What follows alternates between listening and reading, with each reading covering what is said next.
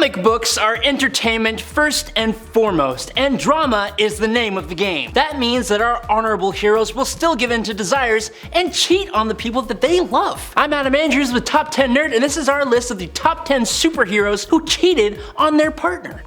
Coming in at number 10, Superman. Okay, before you all get up in arms, this point is a very recent revelation, and it's still totally possible that Superman did not cheat on Lois Lane in 2023's Superman Lost number 5 while stranded in space. You probably need some explaining, huh? Okay, so in May 2023, DC released Superman Lost. This story may or may not be canon from what I've read, so take it all with a little tiny grain of salt, but essentially Superman heads on out on a mission with the Justice League, as he does all the time. Only this time when he returns, it is much sooner than expected, and he is very different. He's distant and cold to Lois Lane, and it turns out that instead of being gone just a few hours, he'd actually been gone 20 years, pulled through space to leave him lost trillions of light years from home. The story basically follows him on his mission to get back to Earth, and it is really cool, but a cover for the 5th issue of the story that isn't out yet shows Superman kissing some random Green Lantern lady, and we all have questions. Unfortunately, I don't get to know the answers until July 11th, 2023. The synopsis reads though, Clark Kent, attempting to re-enter his life at the Daily Planet, is haunted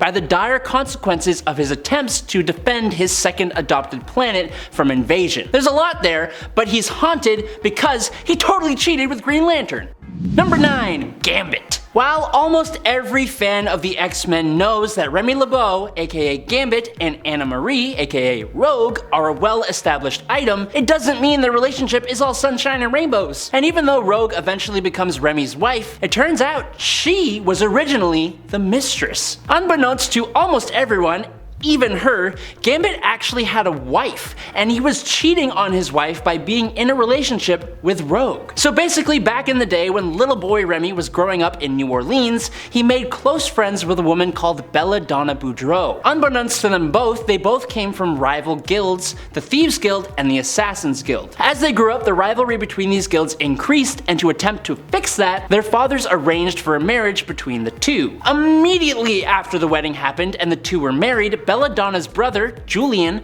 lashed out and challenged Remy in a fight to the death. Now Remy won when his mutant powers were activated, and as a punishment, he was exiled from New Orleans. Choosing to make his own choices in life from that point forward, he abandoned Belladonna instead of letting her come with him and moved on to many other ladies, but mainly Rogue. But you bet that came back to bite him in the ass. It really did.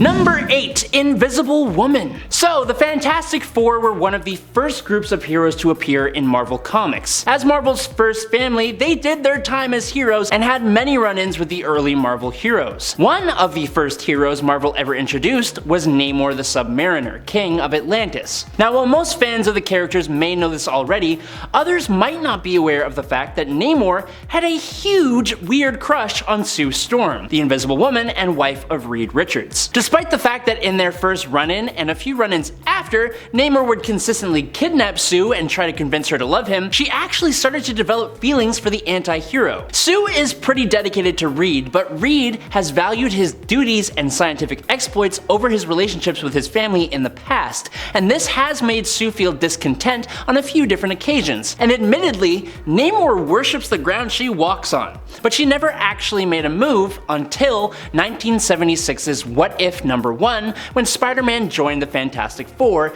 and Sue was pushed to the wayside. This made her choose to leave with Namor to become Queen of Atlantis and even have his child, although she still eventually goes back. Number 7, Daredevil. Daredevil, like a lot of others on this list, has had many relationships over his time. One of the most real of his relationships, though, came with a woman named Mila Donovan. Meeting after Daredevil had saved her as she was a bystander, she was the one that took the initiative and figured out who Daredevil was, and she pressed her advances on him. She did that while also being a blind woman, which actually gave her a level of understanding with Matt Murdock that few others could equal. The two were together for a while, and they even got married, but as time went on, Mila became more and more worried about her husband, the crime fighter, to the point of seeking a therapist. And eventually, when spurred on by Leela Luca flirting with Matt, Mila accidentally pushed a man to his demise. This got her put into a mental institution. While this was all through the manipulation of some of Daredevil's villains, in Daredevil 1998 number 111, Matt cheated on his wife with private investigator slash former model Dakota North.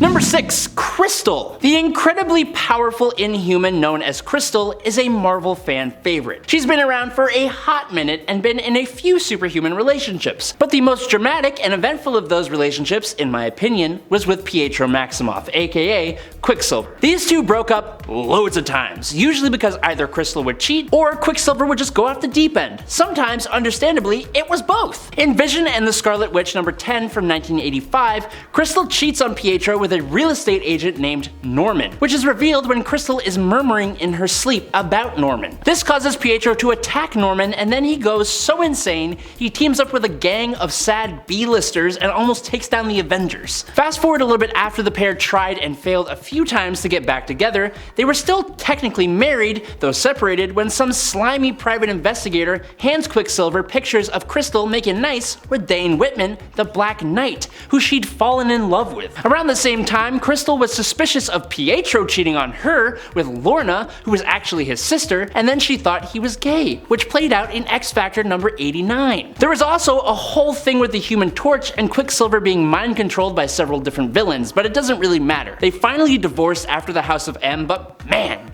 these two should never have gotten together in the first place. Number 5. Green Arrow. Oliver Queen, the Green Arrow, was originally a billionaire playboy, a womanizer, and that quality of the guy came back to haunt him a few times. One of the biggest relationships in Ollie's life was with the Black Canary, and he was actually pretty devoted to his little bird. She even got mad at him for being too possessive sometimes, but he still got in trouble with his little bird on a few occasions for being a little frivolous. The first time we can forgive. Essentially, Ollie was kissed by one of Dina's employees named Marianne, and what most people forget is that the hero was trying to stop that kiss before Dina walked in and saw it. The one I can't really defend came to us in the story arc Straight Shooters. Black Lightning comes to his old friend Ollie for help financing his niece, Joanna, a lawyer, representing a class action lawsuit against a big and corrupt company. As they begin working together, their relationship becomes closer and closer until, in Green Arrow number 28, Ollie goes to visit Joanna to talk about the case, and they end up getting it on. He then gets super regretful and blames Joanna for the whole thing happening, even though it was totally him, and then Jo loses her life. Ollie can't take the guilt anymore, and he breaks up with Black Canary, at least for a little while. Number 4. Cyclops. Cyclops, in terms of his relationships, is kind of the worst. Scott Summers is deeply and madly in love with Jean Grey, there's no doubt about that, both of them being each other's first love. They even have multiple different children, all of whom are key parts in the X-Men mythos. When she eventually passes away, the first time, at the end of the Dark Phoenix saga, Cyclops is in grief. He's so distraught that when a woman comes along named Madeline Pryor, who looks basically like a clone of Jean Grey, because she is, he goes diving in, marrying her and having a child. When Jean returns, he completely abandons his wife and goes back to Jean. Now, with all that dedication to Jean Grey, it's weird how Cyclops consistently has a wandering visor for other women. Like his emotional affair with Psylocke, which didn't really devolve to cheating, but then he had a whole telepathic affair with the White Queen of the Hellfire Club, Emma Frost, which felt much more real. And it arguably was, as when Jean happened to pass away yet again, he was in a relationship with Emma Frost almost suspiciously fast. Number 3. Hawkeye. What is it about archers and infidelity?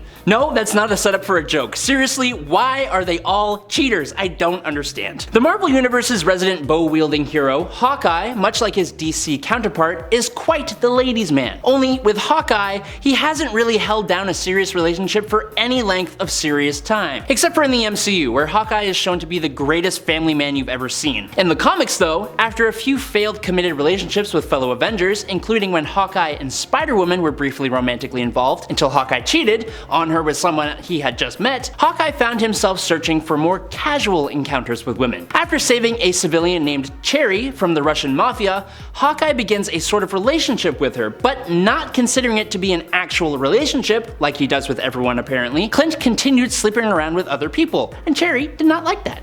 Number 2, Colossus. One of the other best mutant romances in Marvel Comics was between Kitty Pryde and Colossus. Despite some of the weird aspects of the relationship, like their age difference, they did go on to become a real good pairing, until Colossus cheated on Kitty Pryde. When Colossus was trapped on Battleworld with the most of the heroes during the Secret Wars event, he met and fell in love with an alien healer known as Zaji. He basically completely forgot about Kitty. When Colossus returned to Earth again, he was kinda different.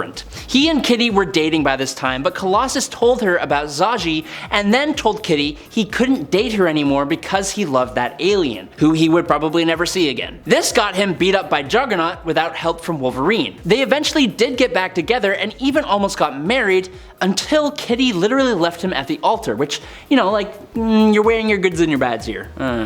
But in at number 1, it's Nightwing. This is probably the worst of the bunch, not only because it breaks up a long beloved relationship between Nightwing and his Teen Titans teammate, Starfire, but also because the writers of the comics retcon things about multiple characters' histories that either made no sense or completely ruined the integrity of said characters. After deciding that Oracle slash Batgirl slash Barbara Gordon is the perfect fit for Nightwing over Starfire, the beginning pages of Nightwing Annual number 2 in 2007 give us Nightwing confessing how absolutely madly in love he is with Barbara Gordon. The story then goes on to retcon their entire history, stating that they've been in love since the days when they were Batgirl and Robin, despite their weird age difference. And then, if that weren't weird enough, the book turns Dick Grayson into a cheater. Dick shows up the night before he's supposed to marry Starfire and spends the night with Babs. So he cheats on Corey, but then Dick also gives Babs an invitation to the wedding after just spending the night with her.